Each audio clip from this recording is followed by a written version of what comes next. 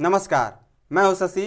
आइए झारखंड की टॉप 25 प्रमुख खबर जानते हैं। जेपीएससी के पूर्व अध्यक्ष खियागते के आवास पर छापा। जेपीएससी 14वीं समेत अन्य परीक्षाओं में अनियमितता मामले में गुरुवार को सीआईडी ने जेपीएससी के पूर्व चेयरमैन एल खियागते के आवास और आयोग स्थित उनके कार्यालय कक्ष पर छापेमारी की है।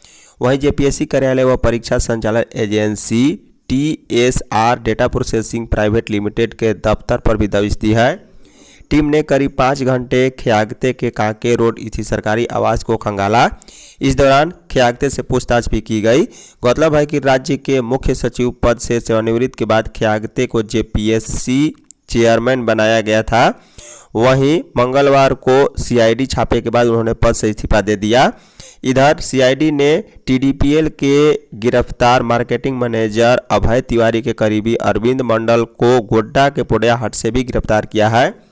बता दें कि सीआईडी टीम ने जेपीएससी कार्यालय व टीडीपीएल कार्यालय में जेपीएससी के हालिया तमाम परीक्षाओं से जुड़े दस्तावेज जब्त किए हैं। परीक्षा नियंत्रण कार्यालय के सारे कंप्यूटर से डिजिटल साक्ष्य जुटाए गए। सीआईडी ने ओएमआर शीट भी जब्त की है। वहीं टीडीपीएल के कार्यालय से भी परीक्षा से जुड़े तमाम साक्ष्य जुटाए गए हैं। रांची में भाजपा कांग्रेस के बीच झड़प। नीट पेपर लीक मामले में दिल्ली, पटना समेत देश भर में चल रहे प्रदर्शनों की आंच रांची में भी पहुंच चुकी है। इस मामले को लेकर हरमू बाईपास रोड गुरुवार को रण क्षेत्र में बदल गया। भाजपा प्रदेश कार्यालय का घेराव करने पहुंचे कांग्रेस और भाजपा कार्यकर्ताओं के बीच झड़प हुई है। नारेबाजी के बीच धक्का मुक्की और हाथापाई के बाद दोनों ओर से एक दूसरे पर अंडे टमाटर फेंके गए। देखते ही देखते दोनों पार्टियों के समर्थन एक दूसरे पर पथराव करने लगे, जिससे कई कार्यकर्ता समेत पुलिस जवान और मीडिया कर्मी भी चोटिल हो गए। मौके की नजाकत को समझते हुए पुलिस ने लाठीचार्ज कर दोनों पार्टियों के समर्थकों को तितर-बितर किया, जिसके बाद स्थिति काबू में आई है। दरअसल देश भर में कांग्रेस कार्यकर्ता नीट पेपर लीक और सांसद की ओर मार्च कर रहे छात्रों पर दिल्ली पुलिस की बर्बरता कार्रवाई के विरोध में भाजपा दफ्तरों के बाहर प्रदर्शन कर रहे हैं। झारखंड विधानसभा का मानसून सत्र 6 अगस्त से। झारखंड विधानसभा के मानसून सत्र के औपबंधिक कार्यक्रम को राज्यपाल ने मंजूरी प्रदान कर दी है। संविधान के अधीन गठित 8वीं झारखंड विधानसभा का यह मानसून सत्र 6 अगस्त से 12 अगस्त 2026 तक आयोजित होगा। सत्र के दौरान कुल 5 कार्य दिवस निर्धारित किए गए हैं, जबकि 8 अगस्त शनिवार और 9 अगस्त रविवार को अवकाश रहेगा। विधानसभा सचिवालय ने सभी सदस्यों को सत्र आहूत होने की सूचना दे दी है। आहूत सत्र के पहले दिन 6 अगस्त को यदि आवश्यक हुआ तो नवनिर्वाचित सदस्यों को शपथ या प्रतिज्ञान दिलाया जाएगा। इसके अलावा विधानसभा के सत्रावास के दौरान राज्यपाल द्वारा प्रख्यापित अध्यादेश की प्रमाणीकृत प्रतियां सदन के पटल पर रखी जाएगी तथा आवश्यकता होने पर शोक प्रस्ताव भी लिया जाएगा। बता दें कि 7 अगस्त शुक्रवार को प्रश्नकाल के बाद वित्तीय वर्ष 26-27 की प्रथम अनुपूरक व्यय विवरणी सदन में प्रस्तुत की जाएगी। वहीं 2 दिवसीय अवकाश के बाद 10 अगस्त को प्रश्नकाल के बाद प्रथम अनुपूरक व्यय विवरणी पर सामान्य वाद विवाद भी होगा। SC/ST केस में फरार की गिरफ्तारी को विशेष अभियान। राज्य में अनुसूचित जाति और अनुसूचित जनजाति अधिनियम 1989 के मामले में नामजद अभियुक्तों, वारंटी और लंबे समय से फरार चल रहे अपराधियों की गिरफ्तारी के लिए विशेष अभियान चलेगा। सीआईडी ने इस संबंध में सभी जिलों के एसपी और रेल एसपी को पत्र लिखा है। अभियान 23 जुलाई की मध्य रात्रि 12 बजे से शुरू होकर 24 जुलाई की मध्य रात्रि 12 बजे तक पूरे 24 घंटा के लिए संचालित किया जाएगा। इस संबंध में सीआईडी के पुलिस अधीक्षक द्वारा राज्य के सभी क्षेत्रीय डीआईजी तथा सभी एसएसपी व एसपी रेल को पत्रांक 106 के माध्यम से लिखित आदेश जारी किया गया है। बता दें कि सीआईडी के निर्देशानुसार इस अभियान के तहत कार्रवाई को सटीक बनाने के लिए लक्षित अभियुक्तों को 3 श्रेणियों में विभाजित किया गया है। नए बिजली कनेक्शन से पहले अब वायरिंग जांच होगी। बिजली हादसे रोकने और उपभोक्ताओं की सुरक्षा के लिए झारखंड बिजली वितरण निगम लिमिटेड ने नए व पुराने एलटी बिजली कनेक्शनों के लिए सुरक्षा मानकों को सख्त से लागू करने का निर्णय लिया है। अब नया बिजली कनेक्शन देने से पहले उपभोक्ता के भवन परिसर की वायरिंग की जाँच होगी। परिसर में एमसीबी व आरसीबी, ईएलसीबी जैसी सुरक्षा उपकरण लगे होने जरूरी होंगे। साथ ही केवल आईएसआई मार्क वाले मानक सर्विस वायर का ही उपयोग होना चाहिए। इसकी क्षमता स्वीकृत विद्युत भार के अनुरूप हो। रांची विद्युत आपूर्ति क्षेत्र के महाप्रबंधक मनमोहन कुमार ने सभी अधीक्षण अभियंताओं, कार्यपालक अभियंताओं और सहायक अभियंताओं को निर्देश जारी किया है।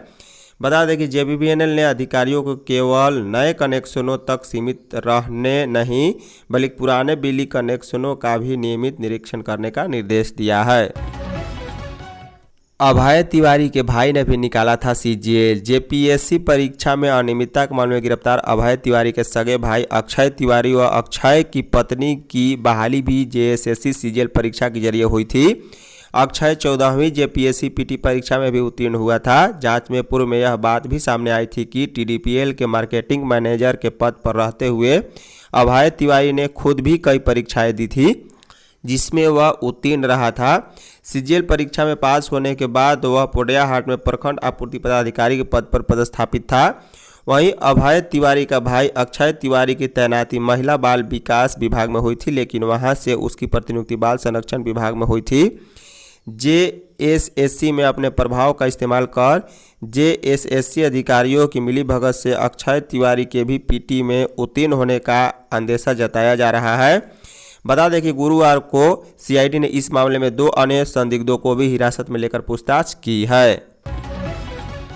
जेएसएससी परीक्षा के बाद मिल रहा एडमिट कार्ड। झारखंड कर्मचारी चयन आयोग की फील्ड वर्कर प्रतियोगिता परीक्षा के बाद एडमिट कार्ड जारी किए जाने का अभ्यर्थियों ने आरोप लगाया है। अभ्यर्थियों ने आरोप लगाया है कि एडमिट कार्ड की सूचना देर से मिलने और परीक्षा केंद्र दूर दिए जाने के कारण 19 जुलाई को आयोजित फील्ड वर्कर परीक्षा में शामिल नहीं हो पाए। फील्ड वर्कर के 510 पदों के लिए 2024 में विज्ञापन जारी किया गया था, जिसमें 3,22,867 अभ्यर्थियों ने आवेदन किया, लेकिन मात्र 86,644 अभ्यर्थियों ने ही परीक्षा में शामिल हो चुके।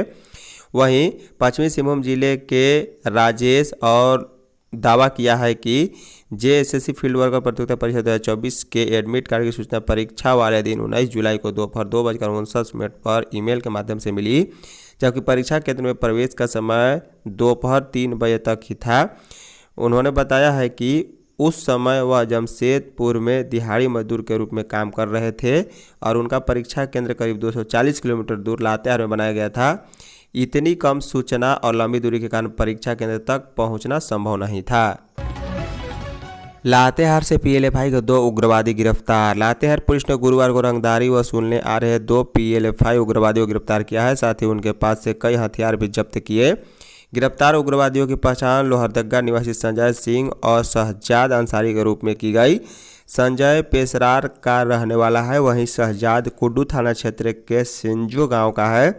पुलिस ने पूछताछ के बाद दोनों को जेल भेज दिया। एसपी कुमार गौरव ने बताया कि गुप्त सूचना मिली थी कि बालूमाथ बरियातू क्षेत्र में 2 संदिग्ध उग्रवादी हथियार और चोरी की बाइक के साथ लेवी वसूलने के फिराक में हैं। वे चंदवा की ओर से आ रहे हैं। इसी सूचना के बाद उन्होंने छापेमारी टीम का गठन किया और तत्काल कार्रवाई का आदेश दिया।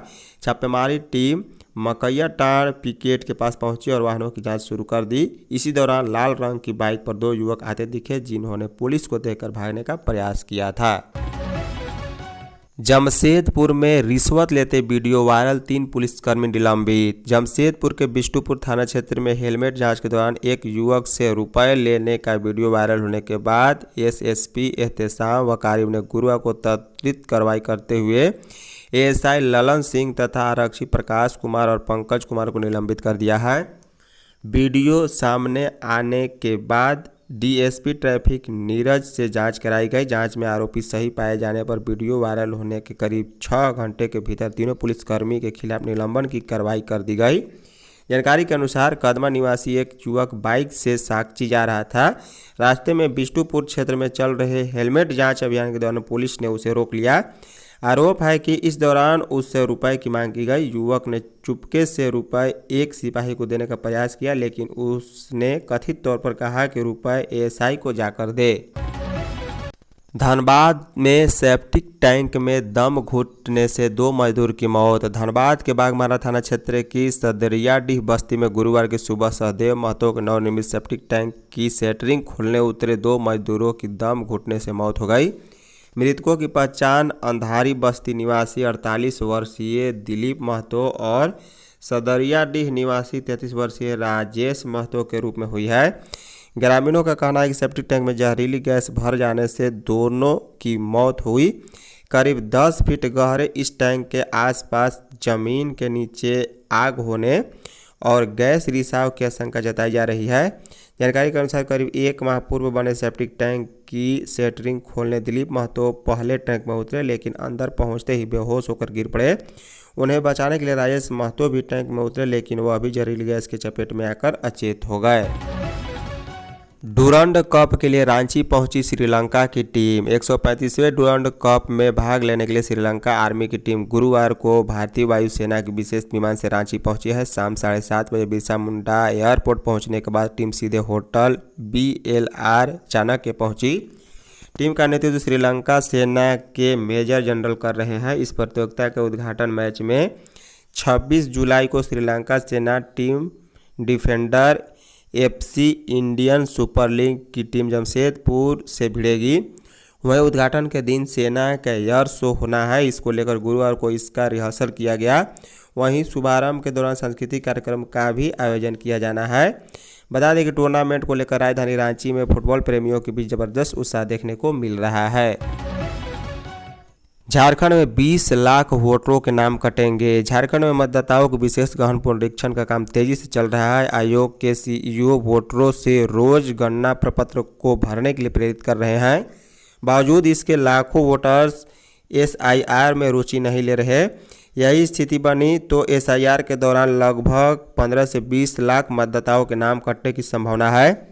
मुख्य निर्वाचन पदाधिकारी के रवि कुमार के अनुसार 23 जुलाई तक 14 लाख ASDD की श्रेणी में दर्ज किए गए। फाइनल आंकड़ा 5 अगस्त को जारी होने वाले ड्राफ्ट प्रकाशन के बाद आएगा। इस श्रेणी में आने वाले लोगों का नाम ड्राफ्ट रोल में नहीं होगा। वहीं 29 जुलाई तक गणना प्रपत्र भरने की अंतिम तिथि है। जो सबसे ज़्यादा चौंकाने वाली रिपोर्ट ASDD श्रेणी के वोटरों की है। इनकी संख्या लाखों में है। इस श्रेणी में वैसे वोटर आते हैं जो या तो वर्तमान मतदाता सूची में दाखिल पतों पर अनुपस्थित हैं, स्थानांतरित हैं, मृत हैं या डुप्लीकेट हैं। उनका नाम कटने जा रहा है। मांडर स्कूल में छात्र पर चाकू से हमला, आरोपी गिरफ्तार। मांडर थाना क्षेत्र के मांडर मिशन के समीप सोमवार को पुरानी रंजिश के चलते कक्षा 8वीं के एक छात्र पर धारदार चाकू से जानलेवा हमला किए जाने का मामला सामने आया है। हमले में संत जेवियर उच्च विद्यालय मांडर के छात्र प्रवीण कुमार गंभीर रूप से घायल हो गए। उन्हें तत्काल अस्पताल में भर्ती कराया गया, जहां उनका इलाज जारी है। प्राप्त जानकारी के अनुसार मालती गांव निवासी सुमित उरांव पिता बद्धू उरांव स्कूल की छुट्टी होने से पहले ही मुख्य द्वार के बाहर प्रवीण के इंतजार में खड़ा था। छुट्टी के बाद जैसे ही प्रवीण स्कूल से बाहर निकला, आरोपी ने उस पर धारदार चाकू से ताबड़तोड़ हमला कर दिया है।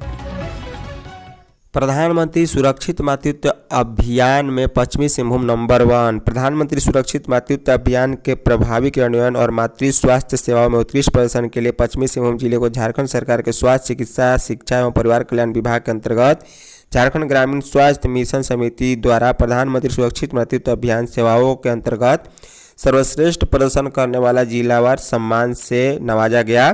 वर्ष 2026 में पहली तिमाही में गर्भवती महिलाओं को गुणवत्तापूर्ण प्रसव पूर्ण जांच, समयबद्ध स्वास्थ्य सेवाएं उपलब्ध कराने तथा मातृ स्वास्थ्य कार्यक्रमों के सफल संचालन के आधार पर जिले को यह उपलब्धि हासिल हुई है। वित्त मंत्री को मिला 4 वाहन। झारखंड के वित्त, वाणिज्य, कर योजना एवं विकास विभाग मंत्री राधाकिशन किशोर की सुरक्षा व्यवस्था को लेकर चल रहे विवाद के बीच पुलिस मुख्यालय ने महत्वपूर्ण आदेश जारी कर दिया है। पुलिस मुख्यालय झारखंड रांची ने आदेश जारी कर स्पष्ट किया है कि पूर्व से आवंटित तीनों सरकारी वाहन अगले आदेश तक वित्त मंत्री के एस्कॉर्ट में बने रहेंगे। वित्त मंत्री की सुरक्षा में तैनात 16 गार्ड के लिए अब कुल 4 वाहन रहेंगे। यही उनकी मांग थी। वित्त मंत्री ने कहा है कि मुख्यमंत्री का हस्तक्षेप के बाद यह मुमकिन हुआ है। धन्यवाद।